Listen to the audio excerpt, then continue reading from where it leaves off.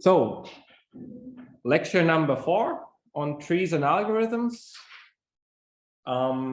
This week, actually today, there will also be the first exercise sheet. Charlotte is currently uploading it.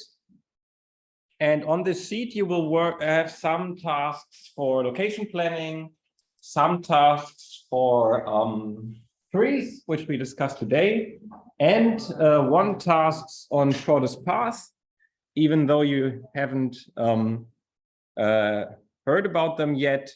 And this task is to let you just try to find your own way of solving this problem. And then next week, we will look at algorithms that can do it for us, so you get to know the problem a little better. And then we have a room and a time where you can work together on these exercise sheets that I think is on Monday. But just have a look in the e-learning and you will see the information. Okay, starting with trees. So we will look at trees and how to get trees, what are trees, and then we will look in more general, how can we efficiently represent networks and how can we search networks. And I will start with a very important motivation from my youth. I don't know if you know these types of technology, probably not. This was a thin network system in the 90s, where we occasionally we met to have like a gaming LAN party, we called, where everyone had to carry the big screens and everything to a friend's home. And then we brought, each of us had such a network, let me see, laser pointer device. We had cables, we had these T connectors and terminators, and we tried to create a network that everyone was connected. Usually it failed because either we forgot some of these cables or they were too short or one of the machines broke down. But this was somehow my youth. And what we were searching for without knowing was a tree. Because we wanted to connect all of our computers, they weren't as fancy as these ones, with a cable. And we weren't allowed to have circles, because if we had a circle, the network would break down. So what we were searching for was a connected network without circles. And this is a tree. And we had some additional constraints, like our cables weren't that long, or we weren't allowed to have some cables through the hallway at someone's place. So there were additional constraints, but we were looking for a tree. And today we are looking at trees. And of course, trees have other important applications. So usually we have a network where we have locations and we have potential connections. And what we are searching for is a full reachability from every location in the network to every other, and ideally in a cost minimal way. So what we see here is maybe a distribution network where we have a factory, we have some intermediate hubs and some end consumers, and we want to get our goods from the factory to the end consumers and maybe also to the hubs, because people can pick them up there too. So what we are searching for are connections. We could connect everyone with everything, but that costs money because we need to implement maybe some transportation. So ideally, distance, minimal connections, so that everyone is connected. Others are communication. We want to, as I said, have a network for our computers or power.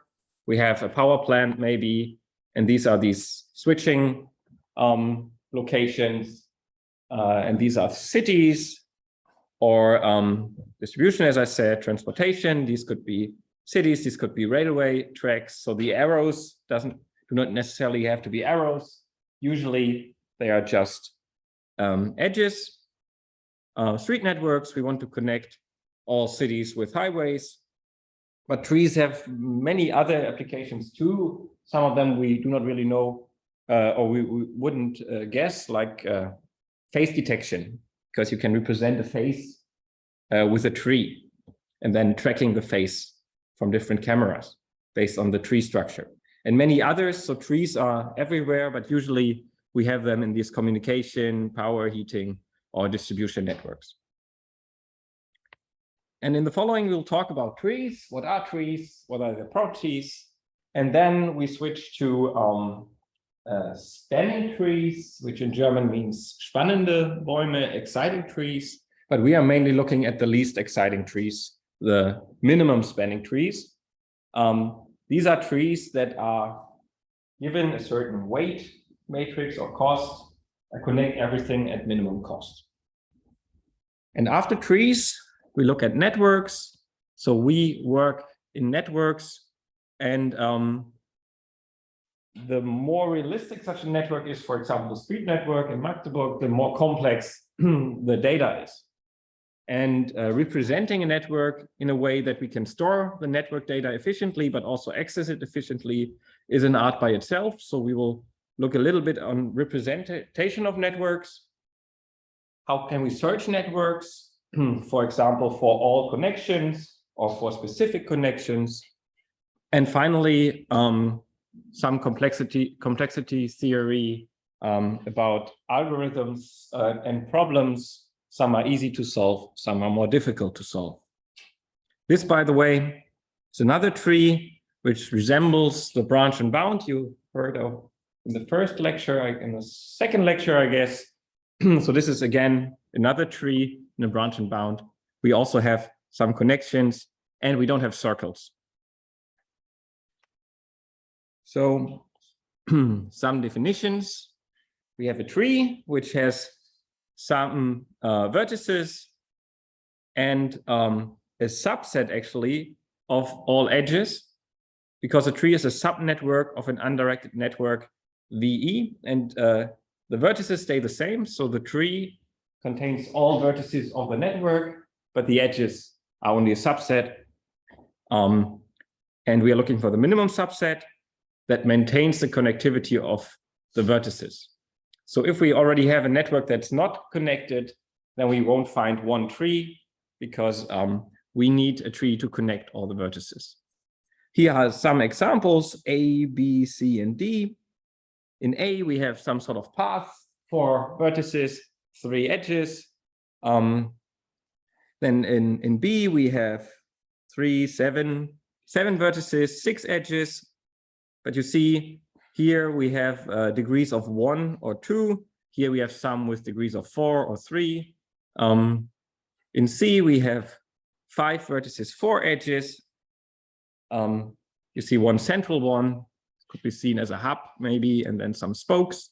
And in D, we have 8 vertices and 7 edges. And maybe you observed some pattern. We always have one fewer edge than vertices. And that's always the case for trees. We have n vertices and n minus 1 edges. We could prove that this is the case because if we add another one, we get a circle, but we won't do the proof today. We have no circle or no cycle. If, for example, these two are connected, suddenly this is not a tree anymore because we have a cycle here. And we have always some vertices with only a degree of 1. So somehow outside of the tree or at an edge of at the border of a tree, and they are called leaves. And I would say we always have at least 2 leaves. On the next slide, we are more conservative, say we have at least 1 leaf. If we don't have leaves, we will always have a circle. So some more observations or more definitions. If we have a network of more than 1 tree, then we have a forest. So it could be if we, for example, cut off this edge here, suddenly we have 2 trees, this tree and that tree, and this is then called a forest. And if we have a forest with n vertices and k trees, then we have n minus k edges. If we cut this off, we have a forest with still 8 vertices and 2 trees. And we have 1, 2, 3, 4, 5, 6 edges. So it works. And every tree has at least 1 leaf. I'd even say we have at least 2 leaves, and otherwise it's not a cyclic. Otherwise we get a circle. And if you want to check if something is a tree, you only need to check for 2 conditions based off the 3 we have here. If we see it doesn't have a cycle, that's good, but it's not enough. Also has to be connected.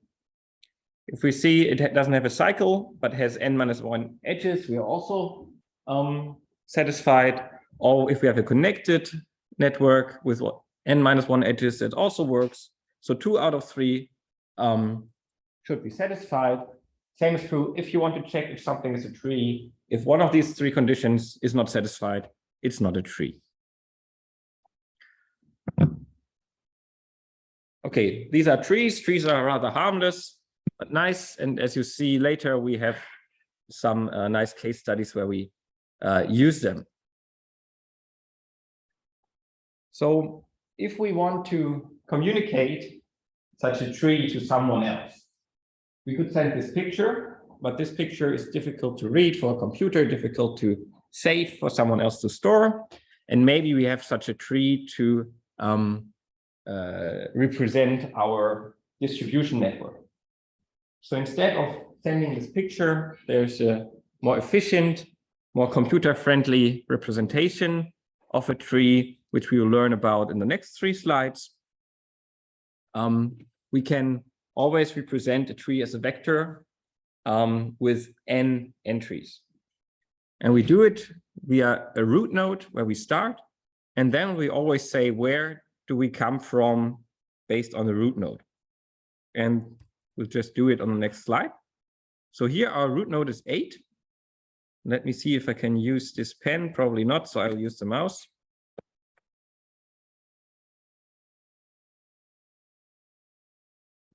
Eight is our root node. So we say 8 is our start, or we just put in a 0 because this is our origin. Sorry for my writing. It's with the mouse. And then we can say from 8 we get to 6 and 7. So 8 is the so 6 and 7 are the successors of 8. And then we write down an 8 here and an 8 there. Maybe might check if it works. Nope, usually doesn't work. Oh, it works. So this should be a 6, by the way. We get from, so it works, but it doesn't make it better. So we're getting to 1 from the 6, we're getting to 2 from the 6, we're getting to 3 from the 6, 4 and 5 we get from 7. So you see, we always look, it's just a little slow. Where are we coming from? And suddenly we can, 9 and 10 are from 2. Suddenly this tree, which is nice but difficult to communicate, becomes just a vector. And we can represent every tree by such an n-dimensional vector, which is way easier to store and to communicate. This would be, if you have a distribution system, this would tell you where the goods are coming from for your location. So you know what trees are, you know how to represent them. And here's the algorithm, but we just did it. And it seems that what I did was correct because the vector down here is the same I wrote. We will later look at representations of networks, the end of this chapter, but just to give you an overview how to store information about trees. Okay, now we're getting to spanning trees, exciting trees, which are a special type of tree. If we have a network without weights, or let's start differently. If we have a network, we can find a subnetwork of a so-called spanning tree, which connects all vertices. Now I'll switch back to my pointer, which connect all vertices. And For a complete network, this one is not a complete network. This one is missing, or this one is missing. But for a complete network, we have a lot of spanning trees, n to the power of n-2. For this network, we have 21, which is also a lot. And here are some spanning trees for this network. You see, there's not one, but there are several that can connect the network. How to get such a spanning tree? It's rather simple, especially if we don't have weights. We can again set a root. And then we are searching for a vertex that's not part of the tree yet. So let me try to draw something again. So if we start, everything is slow today. Okay, if we start with 1, then we can connect, we're searching for a vertex that isn't part of our set yet. We only have 1 in there, so 2 might be 1. Then we have this connection. Now 2 is part. Now we search for the next one, which isn't part, maybe 3, this one. The next one, which isn't part yet, 4, and 5. Maybe we get from 2 to 5. And once every vertex is a part of our set, we're done. And we always need n-1 steps in this algorithm to get a tree. But you've seen, I could have chosen different connections. It's not, it doesn't matter. We always get a tree with n-1 vertices, n-1 edges that connects all vertices. But usually that's not all we want. We want to have a minimum spanning tree. Because in reality, we have, with establishing connections between two vertices, we have costs associated. This could be travel time.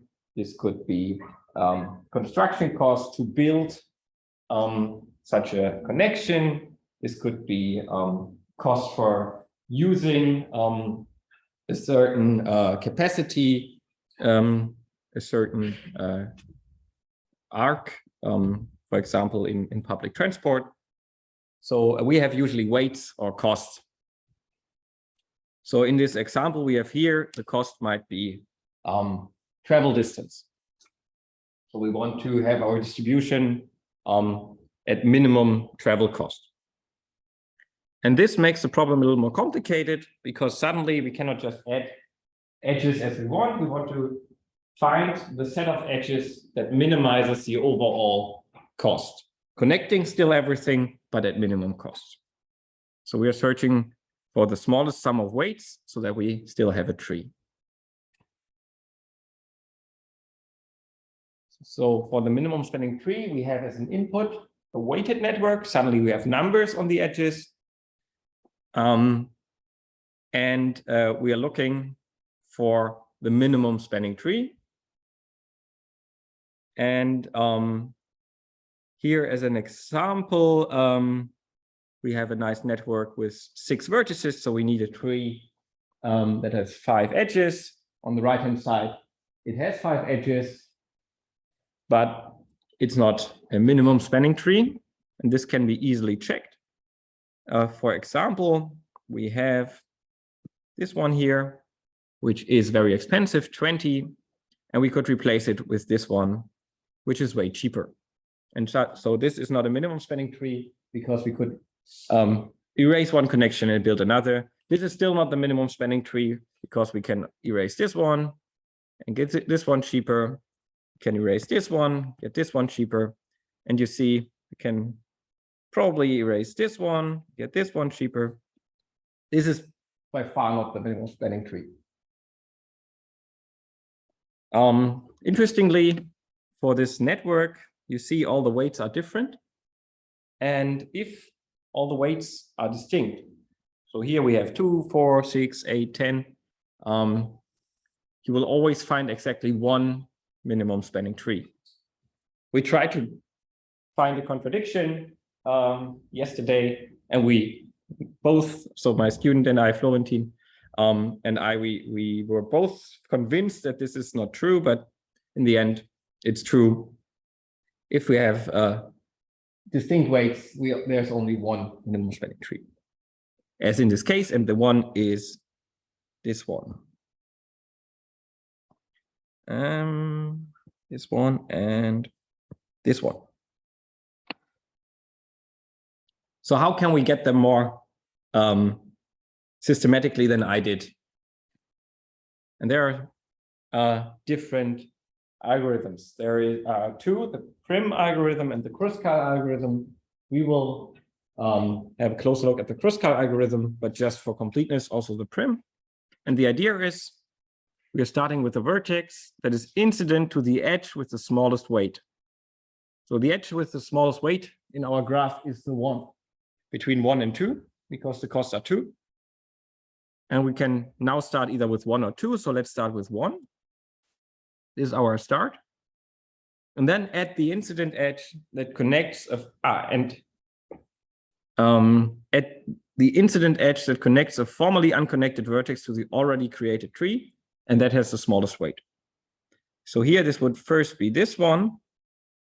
Then we do it again, incident edge. We have the 16, the 18, the 8, and the 14.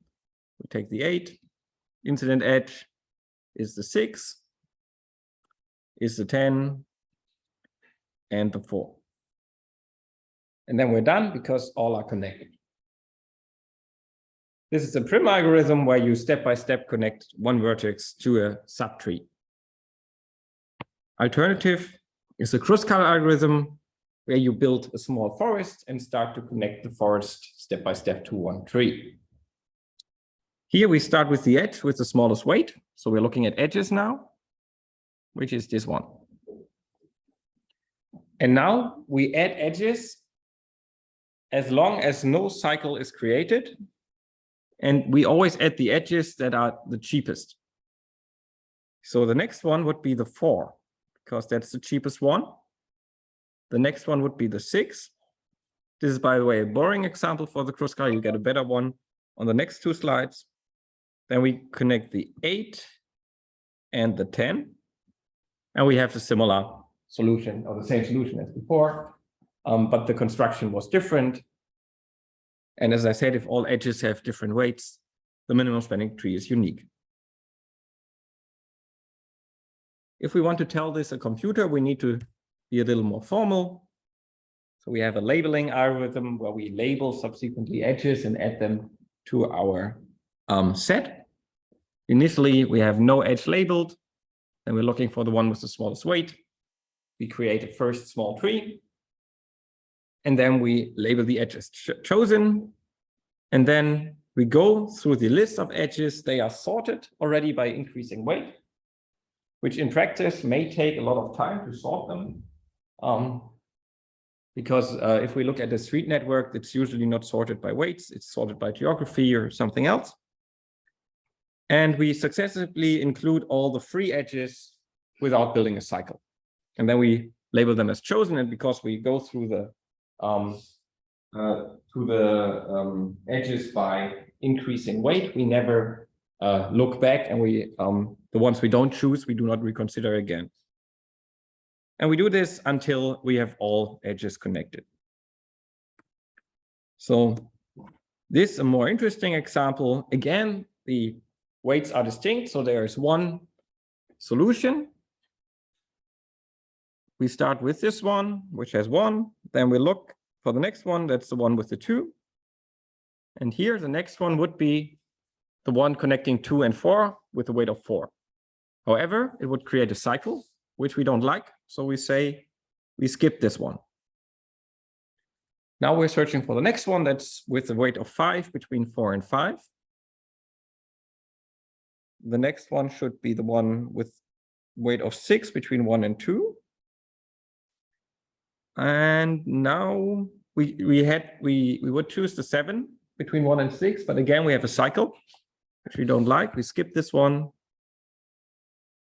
and we get this one, and we are done because we have 1, 2, 3, 4, 5 edges for a graph of 6 vertices, So we have a tree.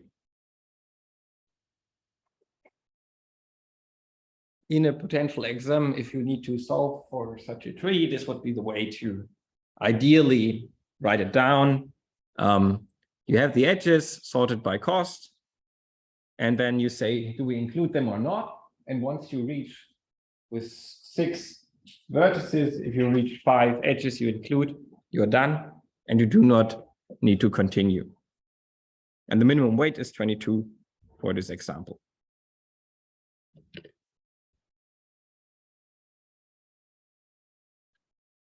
So trees, as I said, are many different applications. Sometimes something we would intuitively identify as a tree, sometimes not. And one very nice example is, I think a little further in the west, Yunde. It's a village that wants to be self-sustained. So they want to produce everything by themselves. And therefore, they did a project with, I think, University of Göttingen at that time to optimize their networks. So this was an interdisciplinary research project of mathematicians, business administration, probably also some sort of engineering, because we have some bioplants there, biomass. And they wanted to completely reorganize the energy supply of the village. They're not that huge, so it wasn't that complicated, but still, you have lots of practical issues you usually don't consider in your models. And they, I don't know if you can see this here, they had energy and heating. And I think, I don't know, I think this was the heating. Yeah, biomass, the heating, and then some biogas, which also gave some heat, but also some electricity from manure, from plants, and the heating was from wood. Maybe more timely as we would wish. So, and they were looking for a solution for their village, how to install the heating system at minimum cost. So let's look a little bit. It's difficult to see maybe. The heating facility is here. So this is where the heating starts. And then every green dot is a household, 140 households, so not that huge. And the red is the solution of the minimum spanning tree for this heating network. Here it was difficult, or one challenge was to identify what are the costs, because it's not just distance. If you want to install some pipes transporting the heat, then in certain areas it might be more costly than in others. So here, this is a small river. Maybe the river is actually cheaper than transporting it through some concrete buildings. And this is a solution they came up with and they implemented. And you see there are no circles and everything is connected. However, one big issue is that if you have a tree, you do not have any redundancies. That means if one part breaks, then you're disconnected. I don't know where the heating in our building today broke. So my neighbors also don't have heating and hot water, but I assume it's likely in our house. But if you think about electricity, for example, if this would be the power plant and you disconnect this part, then suddenly the entire village is out of energy, or my office like 2 weeks ago. So sometimes it's valuable to have maybe an additional connection. So not only a tree, but maybe some backup options.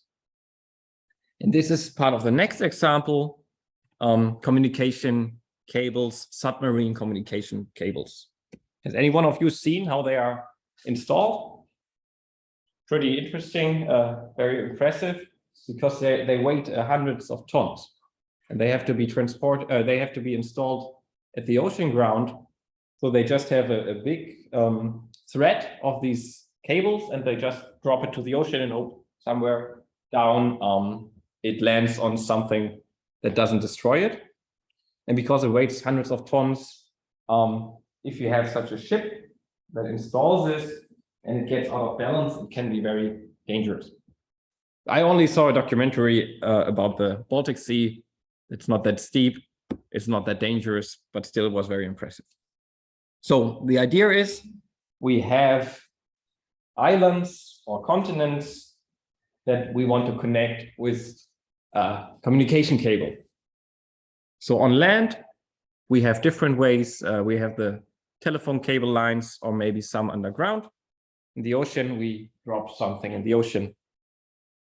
And installing such a cable is very, very expensive, but of course, it's also critical infrastructure. So usually we have some sort of redundancy. So that's the reason we call it an almost example. Because if one of our edges is removed, one part of our network would be without communication. So let's have a look.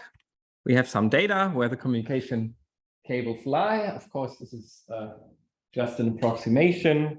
Again, this is also critical infrastructure, which can be used against people. So this is the Baltic Sea. We see we have some connections here from, I think this is Fehmarn in Schleswig-Holstein, so some geography for you, to Denmark. This is Langeland because it's a very long island. Then we have some connections to the east, even further to the east, and some connections. Of course, this is not the direct connection, but also from Sweden to Denmark, and then some from the North Sea or the Atlantic Ocean going further south. But what we also see is that usually we don't have circles here. So we do not really see circles, and therefore this is an example for trees. But because our connection to the oceans is rather limited, we only have a few. Also because it's very expensive, usually you try to, so if you want to have a minimum spanning tree, you would try to have a lot of connections through the land and only a few over the ocean, maybe the canal between the UK and France or Belgium. Oh, so where it's closer. Worldwide, there are heterogeneous amounts of submarine cables. Some areas are well connected. So you may see this here, lots of connections between the US and Europe, or here between Asia and the US.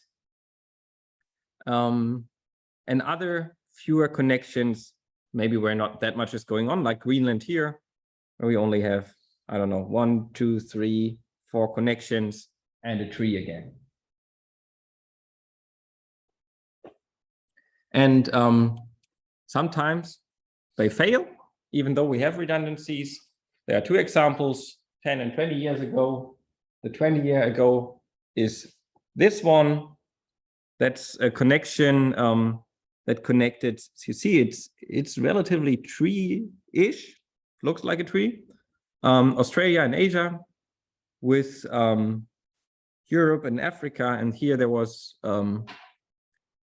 a damaged cable by an anchor, and in Australia and parts of Asia we had limited communication at that moment.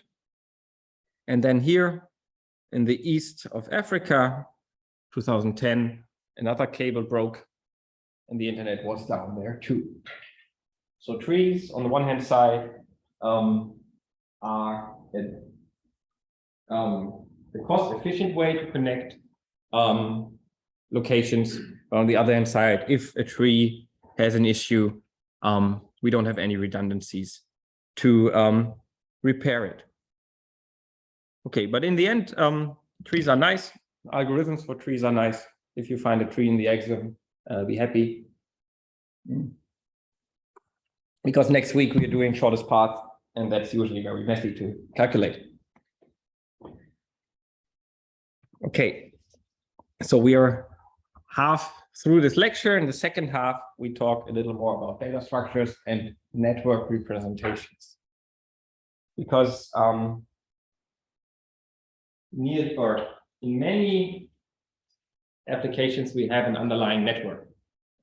If we want to travel from, I don't know, Magdeburg to some location, we have to have a street network. If we go by car, we have to have a network of public transport. If we want to go by train, or we have to have even several networks if we want to go by several modes. So one of our PhD students, Thomas, he's doing research about multimodal transportation or travel, where you have an app and you just type in where you want to go, and this app searches for connections and searches flights, searches public transport, searches car sharing, walking, and every part of these have a different network, underlying network. And usually you do not want to wait for several hours until you have a solution. So you need a fast algorithm to search the networks, but you also need a fast provision of the network information. And the next 15 minutes, we'll talk about representation of networks so that we can quickly access the information there. And one way to store data is an array. I don't know, who of you has some programming experience? Okay, so you have seen arrays probably before. Others may associate an array with a vector space or with a vector, with a vector space. So if we want to represent some data, it should be simple to understand. It should be at minimum memory space, considering that networks are usually very large. It should be created in a way that our algorithms can run quicker. So for example, if we have a network and we want to find minimum spanning trees in the network, ideally the data would be stored in a way that the edges have increasing weights. And we only need to start in the beginning, and we do not need to sort anything. So it also should simplify the algorithms. And the first way to store data is an array, which has a fixed number of slots. This one has 5 slots. Every entry of the array has the same data type. These are integer numbers, maybe. Then we have an index in the array. And we can write and read in this array. So here, read slot F3, 15. So usually, often arrays start with 0. This one starts with 1, so 1, 2, 3. In this array, the third slot has the value 15 in it. And of course, arrays do not need to be only one-dimensional like this one, but can be multi-dimensional matrices or cubes with 3 dimensions or n dimensions. But of course, the more dimensions you have, the more complex becomes working with such an array. And now if we look at the network, we can have arrays for vertices and for edges. So we could have one array for the vertices. Just if our vertices have names, then each entry would have a name in there, or the number of, or some sort of identification for our vertices, and a 2-dimensional array for the edges, which we'll see on the next slide, which represents, for example, where does an edge start and where does it end. We could sort the edges, or we could not sort them, sorting them by the increasing number of the first endpoint of edge. Sounds a little weird, but we could sort them. That means that we first look what are the edges connected to vertex 1, to 2, to 3. We could sort them by the degree of the first endpoint of edge, starting maybe with only leaves, and in the end we have some edges with lots of high degree. By the weight of the edges, this helps us for our minimum spanning tree. So there are different ways to sorting the edges, pre-processing, so that our algorithms run faster. So with B, sorting by increasing number of first endpoint of edge. So all edges that connect to 1, all edges that connect to 2. That helps us if we want to know which vertices leave a certain edge, which edges leave a certain vertex. This helps us with that. We just have to check the list. This could be helpful if we, for example, plan air travel and we want to know what are the airports we can reach from a specific airport. D, sorted by the weight of the edge, as I said, is used for finding a minimum spanning tree. The advantage of this is it's simple. Disadvantage, we do not really can, for a vertex, search all the successors. How do we get, or where do we get from this vertex? If we sort them by weight, then we have to search the entire array for it. So this slide should just tell you that it's valuable to think about how to store data with respect to how do you want to use it. It's the same as if you have, I don't know, a kitchen cabinet. The things you need the most or the fastest should be at a position where you can reach it, and other things you do not care about, they can be somewhere in the back.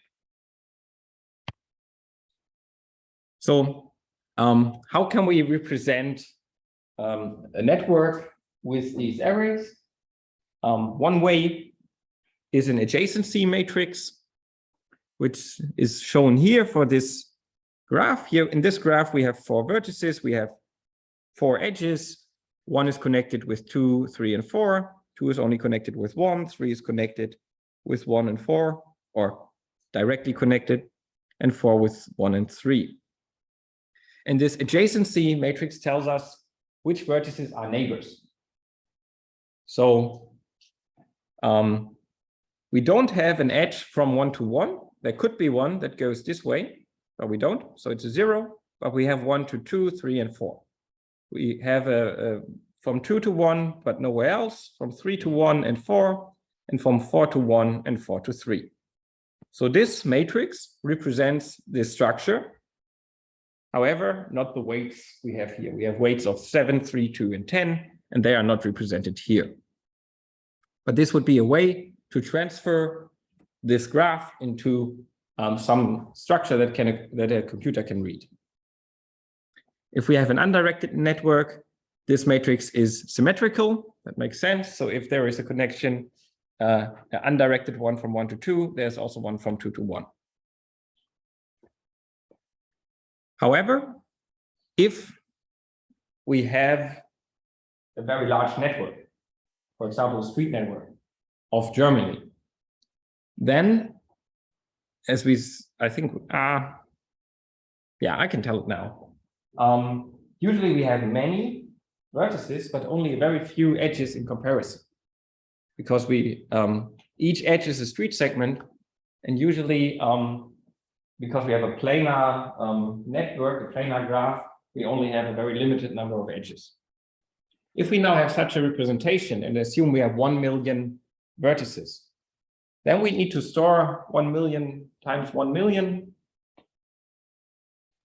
billions, I don't know what comes afterwards, 1,000 billions of entries, which we cannot store. So for such a network, such a representation is not feasible.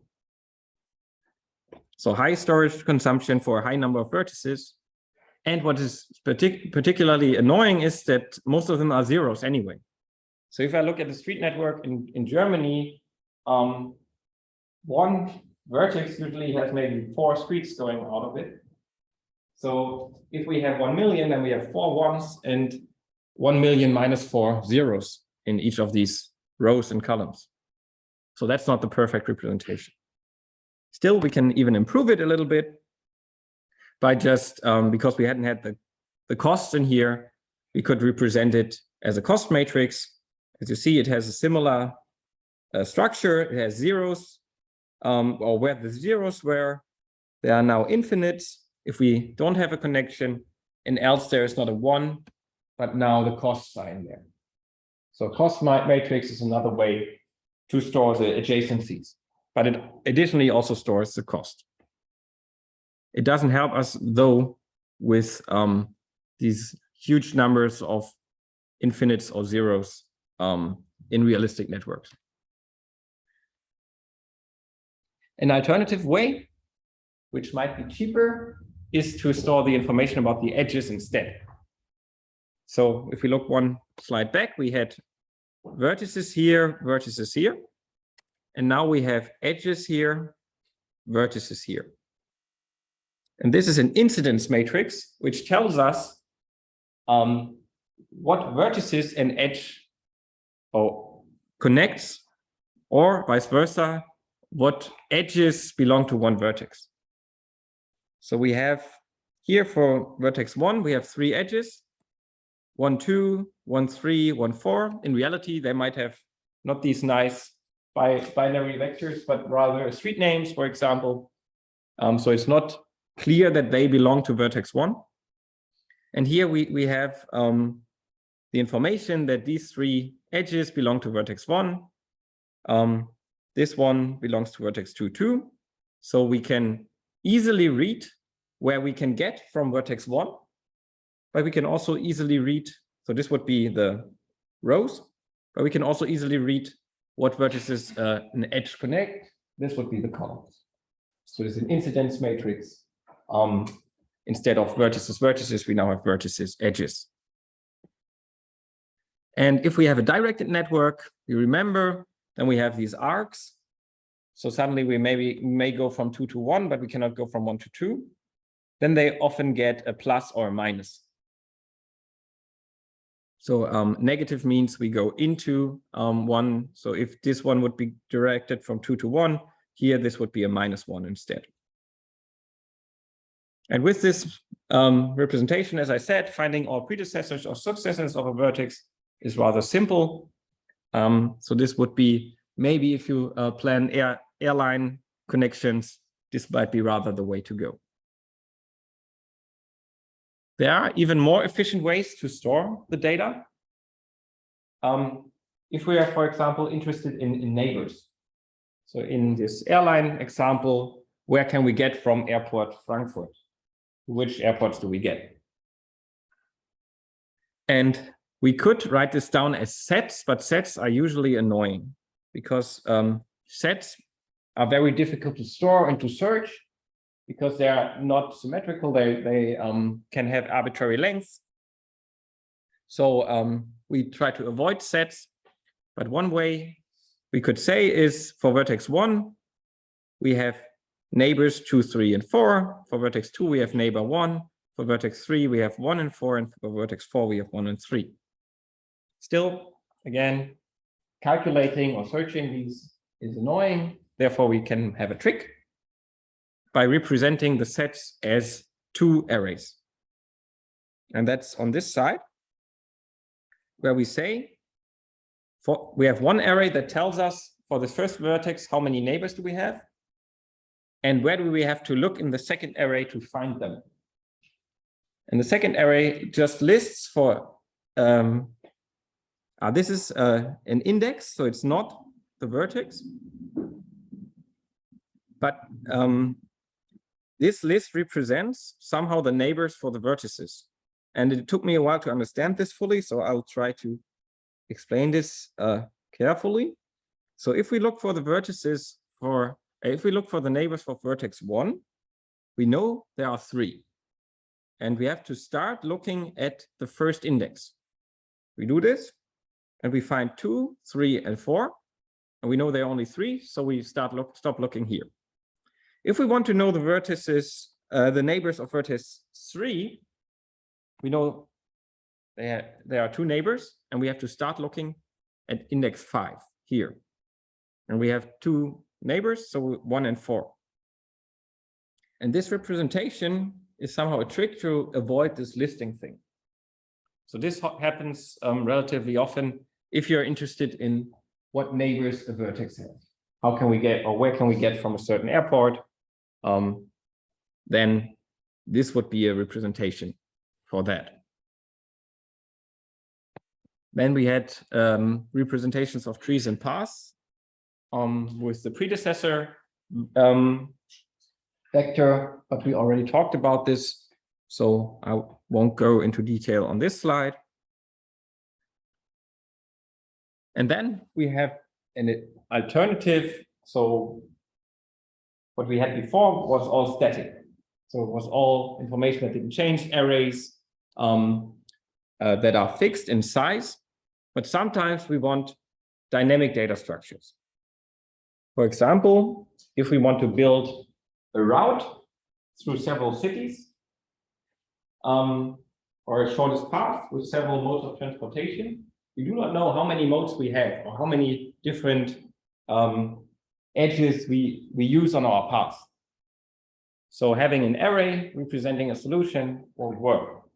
Instead, we want to have a dynamic data structure that adapts to the solutions. So maybe we find a solution with 3 edges, then it has to have 3 how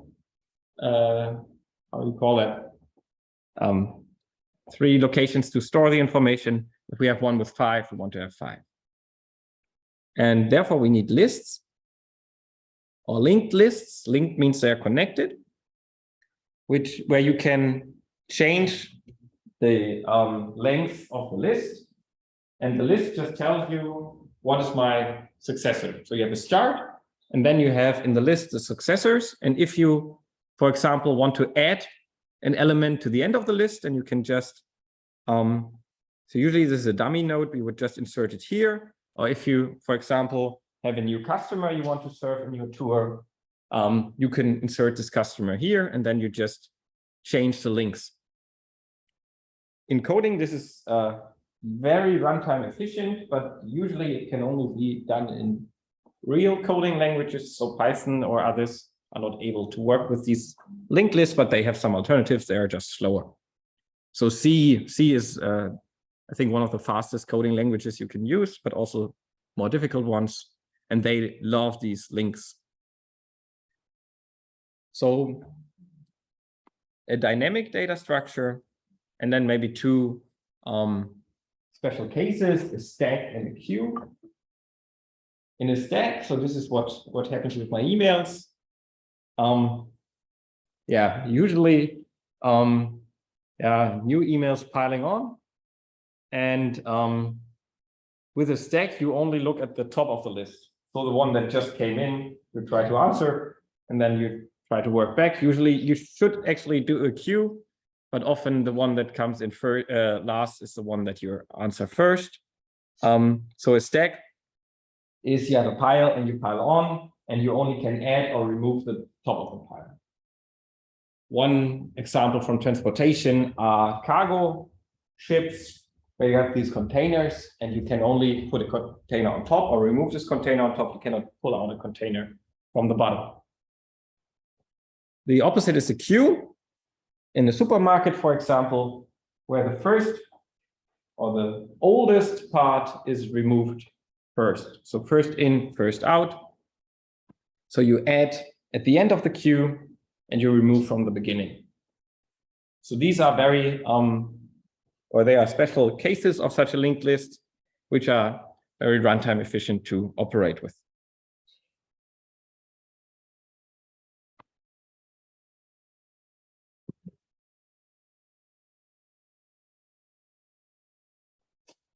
So now we have a representation of a network.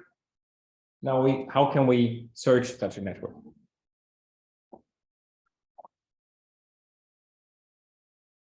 So you may know Google, which is now called Alphabet. Google is a quite valuable company.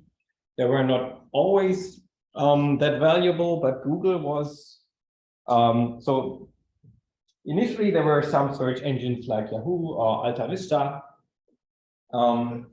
searching the internet for interesting information for you. And the internet is somehow also a network, because you find one link, you find maybe another link, and you can search these links, these databases for fitting information for your search. And Google revolutionized this by having a very smart search algorithm, which was way better and way faster. So they found a search algorithm searching a network very quickly. And this was a big advantage. And one reason they are now one of the most valuable companies in the world. Well, for what reasons can we search such a network? We can search for reachability. If I'm here in Magdeburg, where can I go from here? Maybe within 2 hours, maybe overall. And therefore I need to search the network around me. How many components does a network have? And what do they look like? So finding all connections, searching all components. If we search for all, that's usually, it doesn't really matter how we search because we have to visit every vertex in the network anyway. But if we're searching for some specifics, then the search algorithm becomes more important.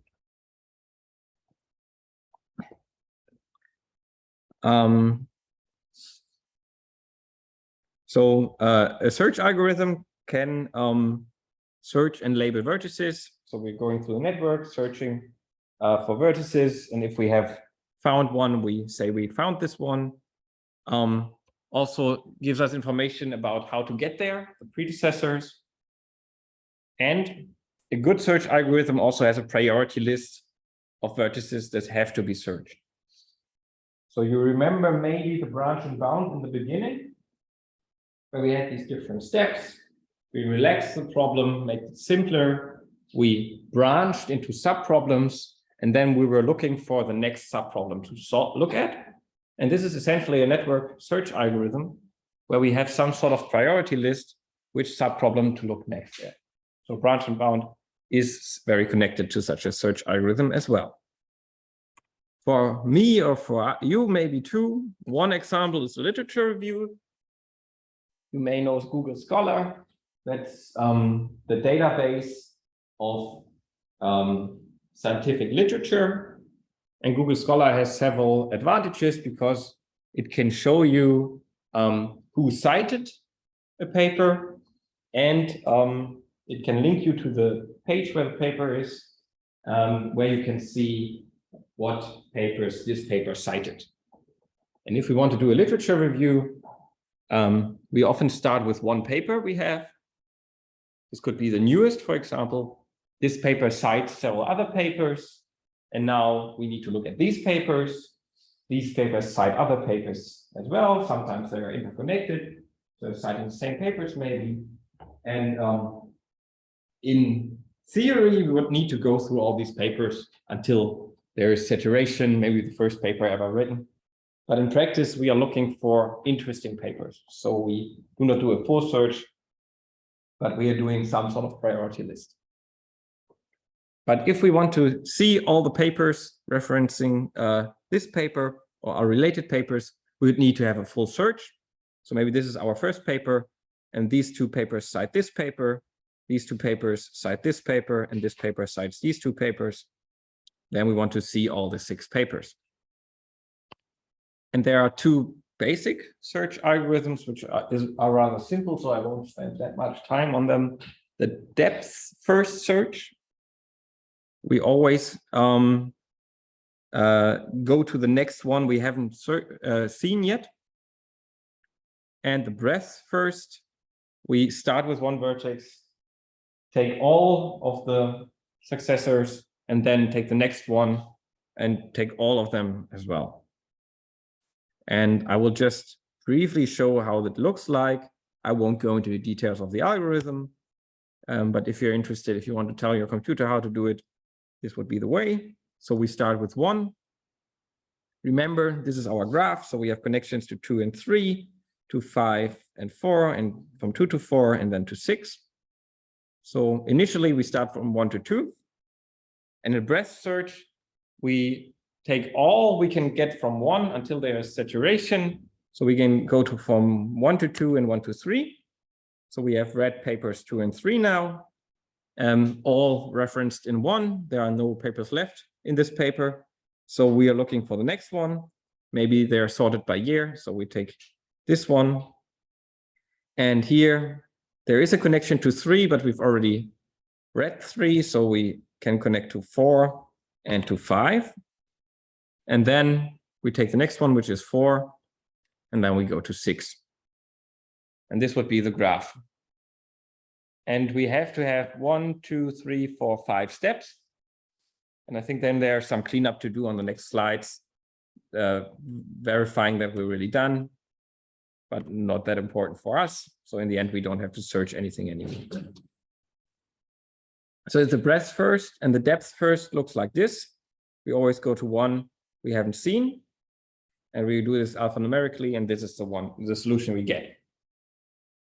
And both take 5 steps, so why bother thinking about how to search such a network? Because usually we do not search everything, we are looking for something. So maybe we're looking for a specific first paper, the oldest paper, and then maybe this is the best way to go. Because unfortunately, we still take 5 steps, or we're looking for the most recent papers, and maybe then these 3 are sufficient. So then a breadth first is the one we want to use. And there are smarter ways to combining them, as we've seen in the branch and bound.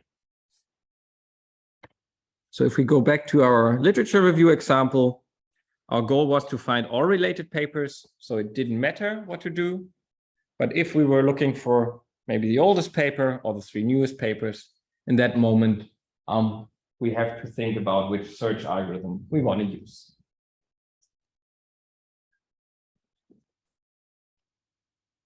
Okay, you see, these 3 parts are again more definition-based, but important to understand for you that such a network, later we assume we have a given network, and they're usually small, but in reality, storing the network, accessing the network, searching the network is hard work.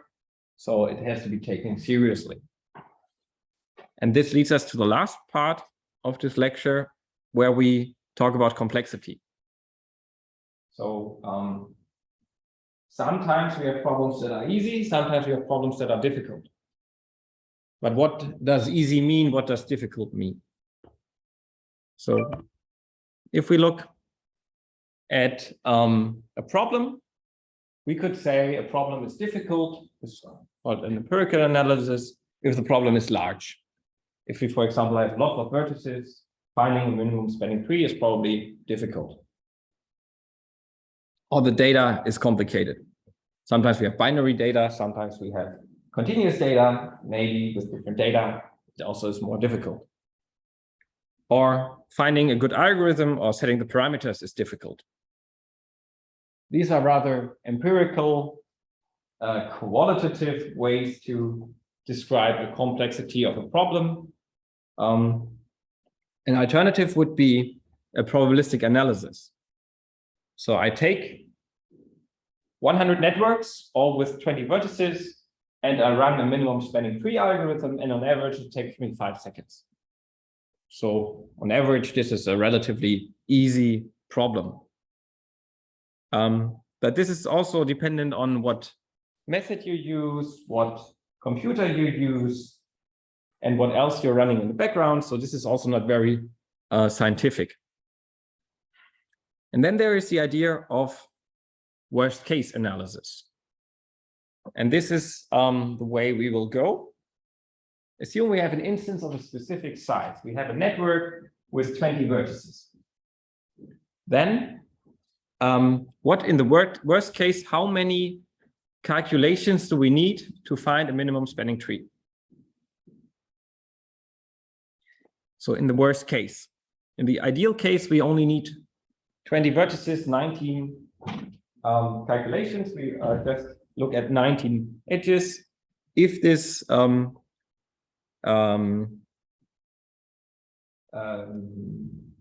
graph, or if this network is complete, though, we have 400 potential edges we need to search. So suddenly, in the worst case, we have to have 400 calculations to do.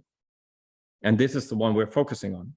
Because if we are lucky, that's good. We are faster. But if we are unlucky, in the worst case, this might take longer, then that's the one that counts. So if I want to have a connection from here to, I don't know, Kiel is always my to-go location. If on average, it only takes 5 seconds to calculate that this, it might be fine, but in the worst case, it might take 2 hours, 3 hours. Suddenly, this is not acceptable for me anymore to wait that long. So, and we will look at later an example, a very simple one, where we search an array for the first appearance of a value smaller than 10. So in the average case, we probably need to search half the array. But in the worst case, we need to search the full array till the end to find this value.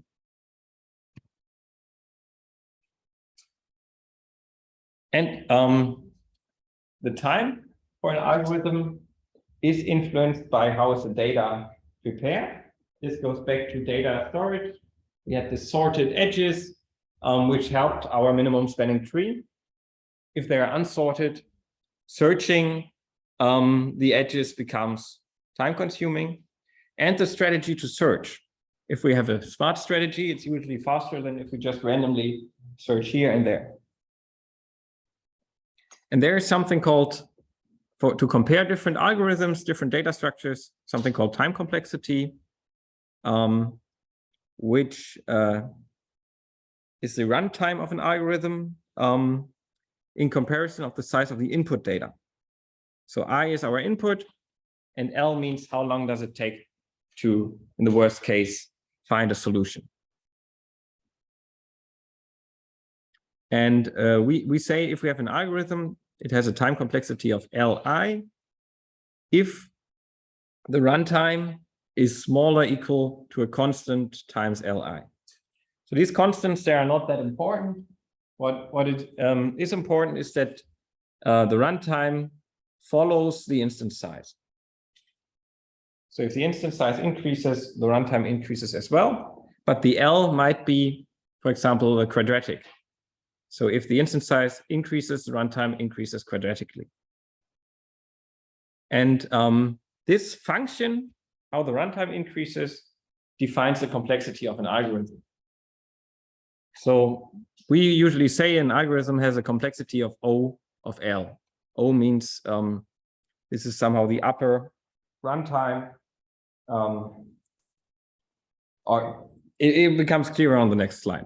So, but the idea is if this L is very slow, for example, linearly, instance size, runtime increases linearly, then that's fine. If it increases a lot within the instances increase exponentially, then it's not fine. Here are some examples for this big O notation of growth behavior. And what is important, it is independent of the machine model and the program code.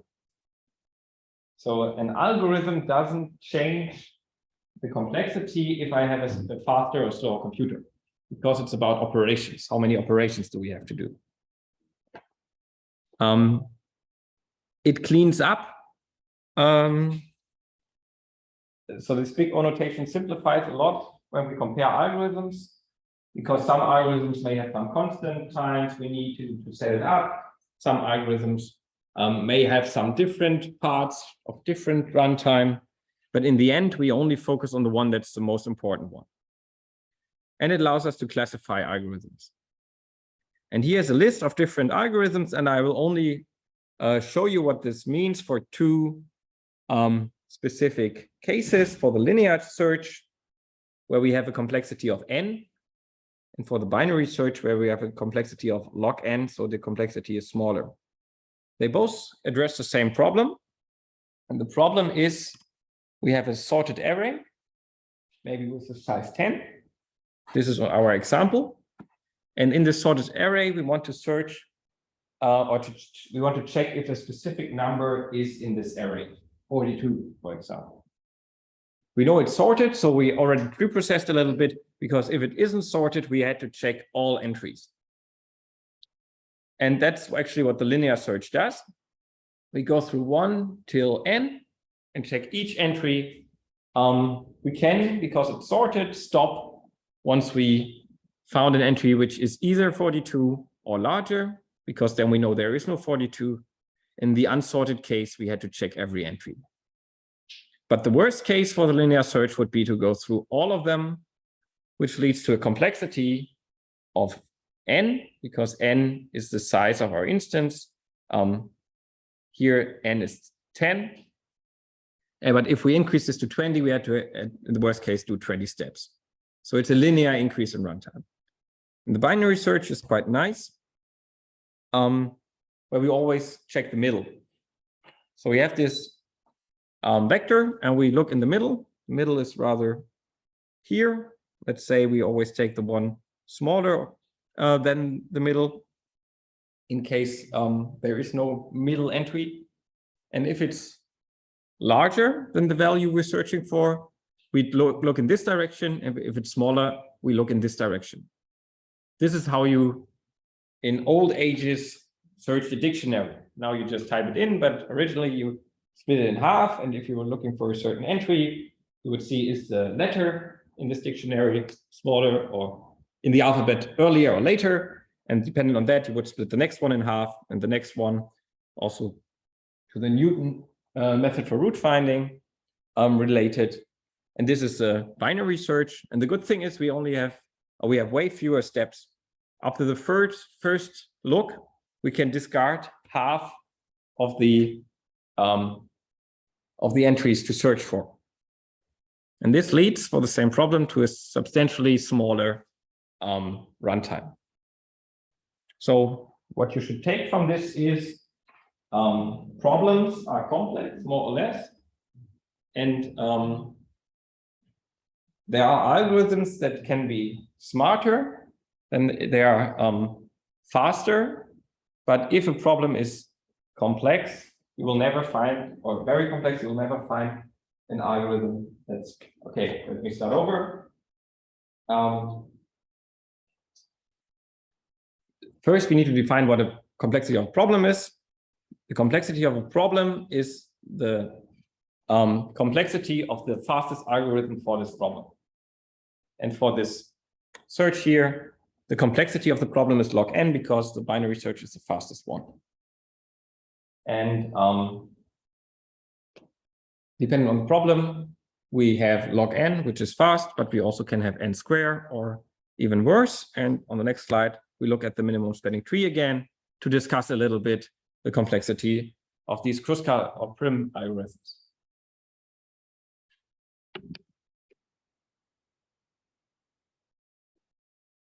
If we have this sorted list, so first the edge with the minimum cost, and the second, the third, actually both have a complexity of O of n. N is our number of vertices, because we have to search through, let me check. We only have n steps to check. Actually, it should be OM. Sorry. I'm not sure. I will check that. Because we have to check all the edges in the worst case. And but creating this list means sorting it, and that is complex by itself. So sorting the lists by weight, if you have a good sorting algorithm, has quadratic complexity. So if you have to sort 10 edges, you need 100 steps. But if we look at them combined, we always look at the largest polynomial or component that increases the fastest. So here, if we have a quadratic term and a linear term, the quadratic term is dominant. One can, in general, say that as long as we only have quadratic or polynomial terms, everything is fine and fast. So finding a minimal spanning tree should take a computer, even with 200, 300 vertices, only a few seconds. But if we don't have polynomials here, but exponentials, then it becomes infeasible very quickly.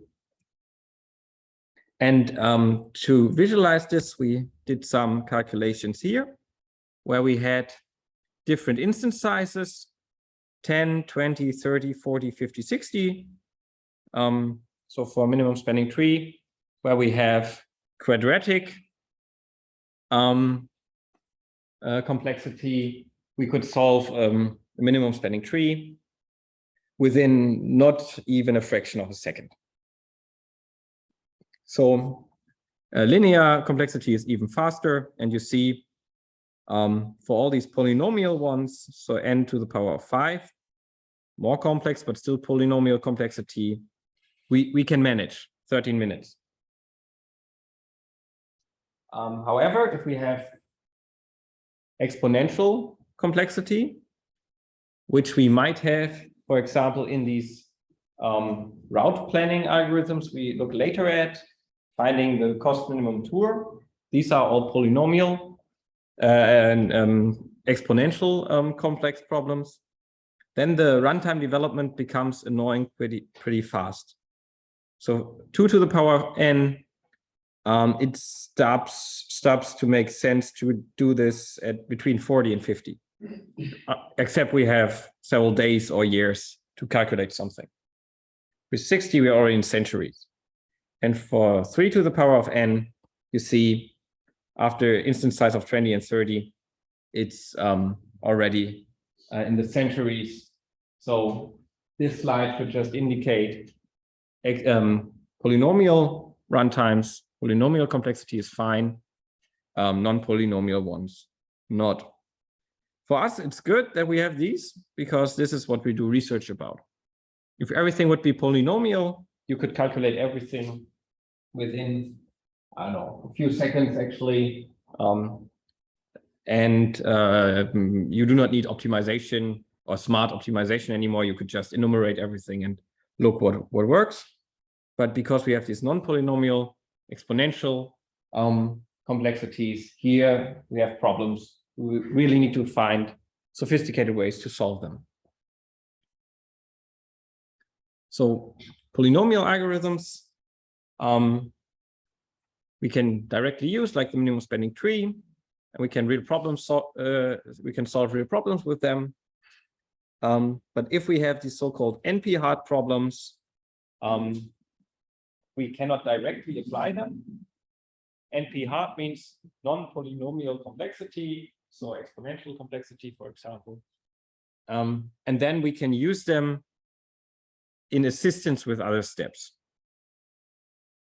So we could simplify or transform the problem into one which a polynomial algorithm is available. So if we have a complex problem, maybe we can relax some of the assumptions to make it polynomially solvable, but usually a solution is obviously not fitting anymore. We can use it to a starting solution for an NP-hard problem using a polynomial algorithm. So that's often what we do. If we apply heuristics, we use a simple algorithm which does not necessarily give us optimal solutions, but then we can improve it. Or we can use it as a solution of a subproblem or relaxation of an NP-hard problem, and then apply a polynomial algorithm. The branch and bound you had in the first lecture does exactly that. We have an NP-hard problem. So the location planning problem is an NP-hard problem, but we relaxed it and then had this branch and bound to make the problem easier. This is often called divide and conquer. Okay. So what can we take from that? First, our research is relevant because there are complex problems we cannot easily solve.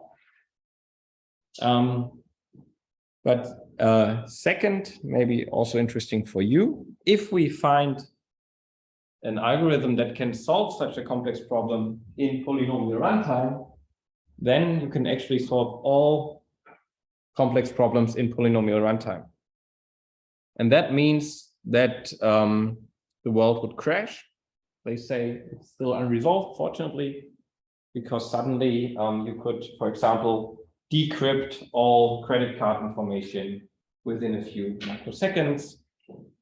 you could hack every computer within a few microseconds and the society system wouldn't work anymore. But I'm pretty sure this is out of reach. So we have a clear distinction between easy and complex problems, and we're rather safe for now. However, they're working on quantum computers, which are some sort of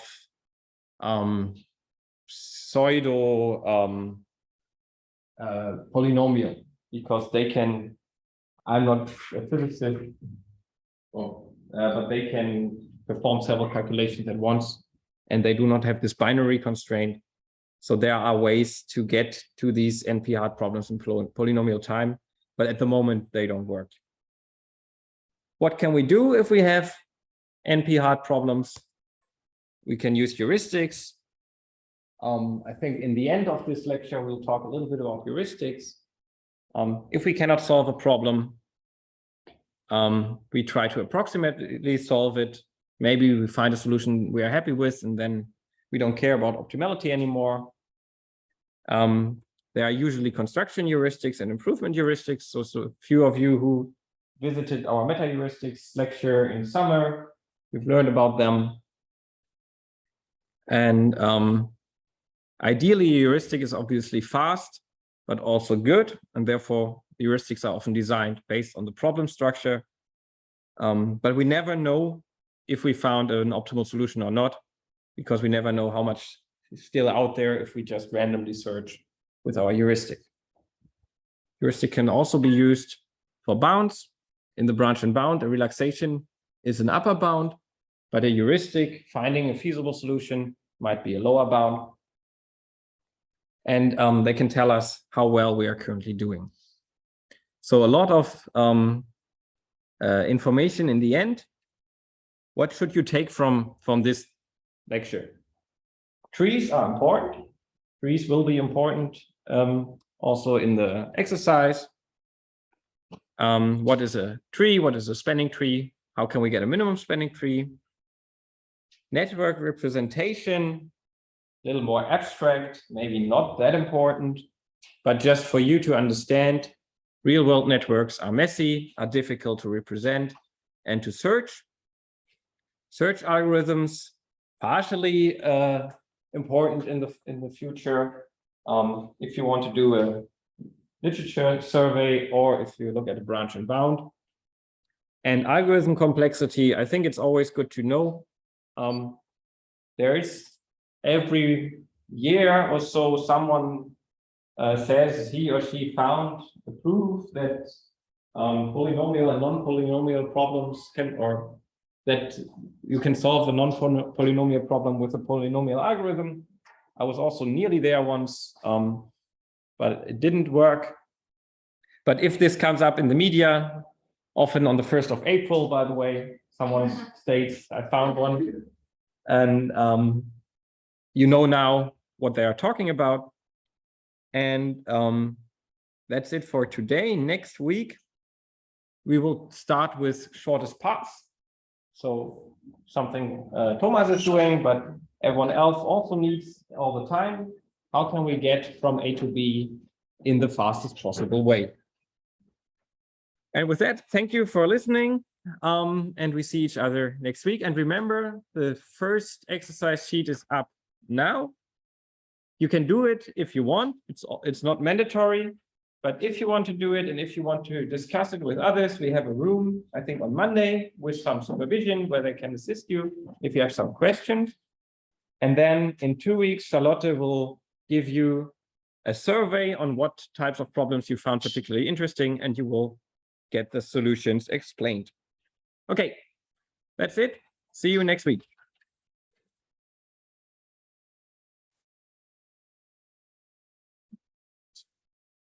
Let me briefly stop the recording. Otherwise, you want to go viral. I don't know how to. There we go.